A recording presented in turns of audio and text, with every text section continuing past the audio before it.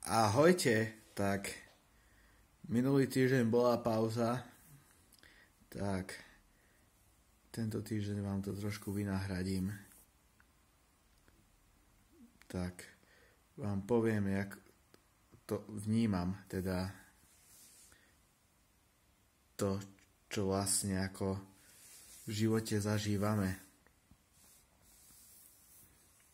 Každý z nás v živote sa nad niečím rozhoduje, že má nejakú možnosť, ktorú si zvolí. Teda nemyslím teraz to politické, čo väčšinou je, alebo to priamo s tým súvisí. Voľba môže byť priamo spojená s tým rozhodnutím ako takým. Že človek ako má množstvo možností, ktoré v živote má a musí si zvoliť jednu správnu. Môže byť ich aj viac, samozrejme. Ale pri tom všetkom od tej voľby ako takej závisí strašne veľa. A samozrejme, nevždy tú voľbu ľudia môžu prijať. Ale aj to treba brať s rezervou, lebo každý človek ako má právo sa nejako rozhodnúť. Má právo urobiť čokoľvek, čo cíti v danom okamihu, že je správne. Lebo keď sa človek len pozerá na to, ako to budú ľudia vnímať, tak to nie je veľmi dobrá cesta. Ako je dobré, keď ľudia niečo vnímajú, samozrejme, ale toto vnímanie môže aj skomplikovať niektoré priateľstvá, keďže názory na rôzne, dajme tomu, spoločenské veci sa môžu odlišovať a nevždy sa ľudia v nich môžu úplne zhodnúť, čo si často uvedomujem a viem, že keď v živote človek niečo robí, tak automaticky nemusí očakávať, že s tým budú všetci súhlasiť, čo je absolútne logické. Lebo je v poriadku, keď sa ľudia ako takí pozerajú na svet inak. Že sa vzájomne neovplyvňujú, že si nehovoria, že pokiaľ to takto nebude, že nebudeš môj kamarát a podobne. Lebo ja rozumiem, že občas ľudia môžu byť sklamaní z toho, keď sa niečo nenaplní do bodky podľa ich cieľa, čo majú. Ale to je život, skrátka. To je skrátka život, nedá sa tomu vyhnúť. Ale to neznamená, že keď sa človek nejako rozhodne, že to musí byť automaticky zlé, lebo nemusí. Lebo život pôjde ďalej. Človek si svoju budúcnosť bude tvoriť ďalej. A to vôbec nezáleží na tom, či to ovplyvní niekto alebo nie. Vôbec na tom nezáleží. Dôležité je, aby sme to vedeli ovplyvniť my.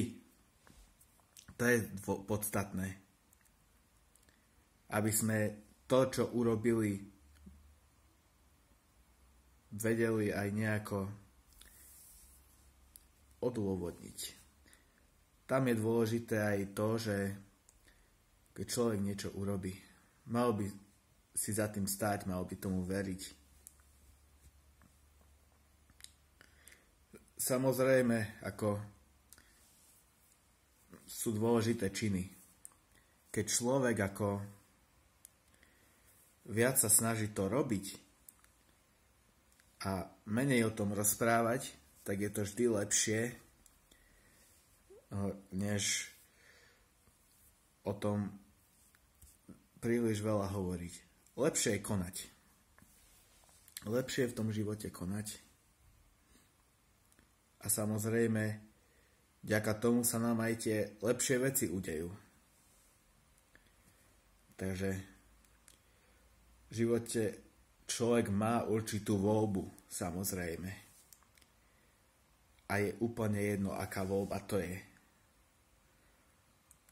Ale je dôležité sa rozhodnúť správne. Takže s tou voľbou súvisia aj rozhodnutia určité. A treba rátať s tým, že nie všetci s tými krokmi budú spokojní. Ale to neznamená, že by sme tých ľudí mali od seba odstrkovať, lebo aj tí ľudia sú v rámci toho nášho života potrební. Občas potrebujeme počuť aj niečo iné. Nejaké iné názory, iné postrehy, čo by nás niekam naviedli na nejakú správnu cestu. Lebo niekedy aj tá rozmanitosť, ako teda keď je človek v niečom odlišný, je to furt lepšie, ako keby by ľudia mali byť všetci rovnakí. Takže o tom je náš život. O tej voľbe. Či je správna alebo nie, to ukáže čas. O tom to je. To, že človek ako sa nejako rozhodne, automaticky to z neho nerobí zlého človeka. Len je dôležité to vedieť akceptovať. Vedieť sa akceptovať ako spoločnosť. Lebo toto je oveľa dôležitejšie než všetky veci okolo. Keď sa človek rozhodne, tak sa rozhodne najmä preto, lebo si je tým rozhodnutím istý, lebo nad tým rozhodnutím veľa premýšľal. Ľudia, čo sa v živote nejako rozhodnú, tak nemusia byť blázni. Sú to určite tiež rovnako inteligentní ľudia, ako aj ten zvyšok spoločnosti. Takže nemôžeme hovoriť, že jedna skupina je taká a druhá taká, lebo to vôbec není správne. A dôležité je, že keď človek stojí pred nejakou voľbou a samozrejme ono môže to prinášať aj určitý stres a zodpovednosť a môže ten človek možno aj stratiť kamarátov nejakých. Takže keď človek niečo urobí, tak je absolútne logické, že to prinesie nejaký následok. A nie je to vždy pozitívne. A často sa treba aj cez to preniesť. Ale viem, že keď človek sa dostane cez to, tak oveľa ľahšie potom ide ďalej.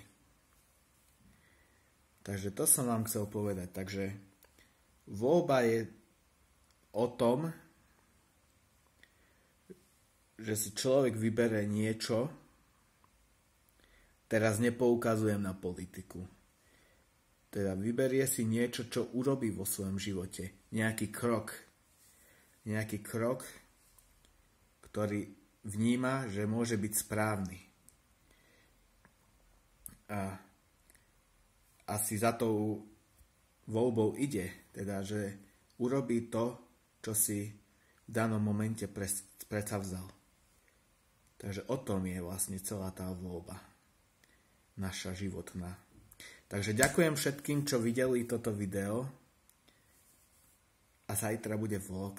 Ahojte.